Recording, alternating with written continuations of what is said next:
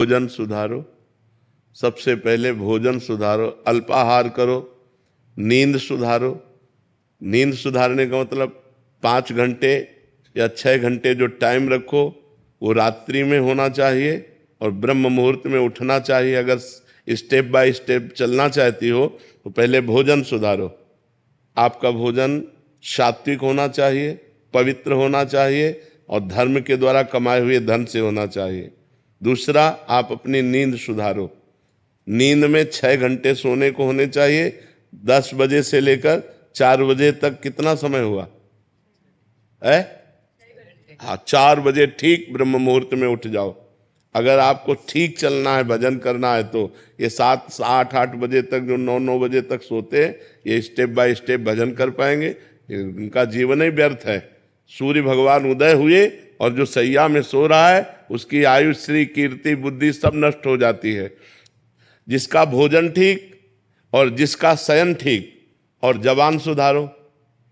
हर समय नाम जप करो, मौन का आश्रय लो। अगर उत्तर देना है तो उचित शब्दों का उत्तर दो, व्यर्थ की वार्ता ना करो। वाणी संयम में, जिसका सुनना संयम में।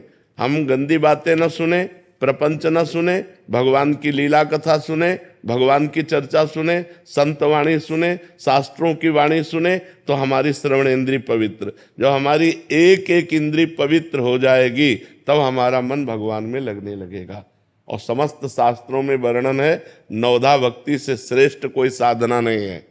जो श्रवणम, कीर्तनम, स्मरणम, विष्णुपाद सेवनम, अर्चनम, वंदनम, दास्य, सख्य, आत्मसमर्पणम, इससे बढ़कर के कोई श्रेष्ठ भक्ति नहीं है। 9 प्रकार की भक्ति ही प्रेम लक्षणा भक्ति प्रदान करती है। पर हम पहले अपने आचरण सुधारें, हर इंद्री को पवित्र करें। अब जो व्यभिचार करते हैं, गंदी आदतें, गंदे आचरणों में, और वो सोचे कि हम भक्ति, तो भक्ति का नाटक कर लें, भक्ति नहीं हो सकती।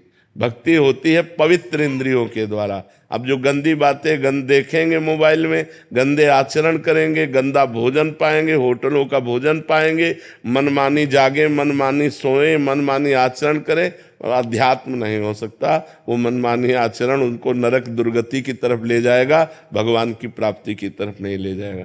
तो इसलिए पहले सुनना ठीक करो, देखना ठीक करो, बोलना ठीक करो, सोना ठीक करो, भोजन ठीक करो, और फिर 9 प्रकार की भगवान की भक्ति को अपने हृदय में धारण करो। भगवान का ही श्रवण, भगवान का ही कीर्तन, भगवान का ही स्मरण, भगवान का ही पूजन। भगवान ही हमारे मित्र हैं, भगवान ही हमारे स्वामी हैं। भगवान को आत्मसमर्पण, अर्चन, वंदन, इसी से भगवत प्रेम प्राप्त हो जाता है।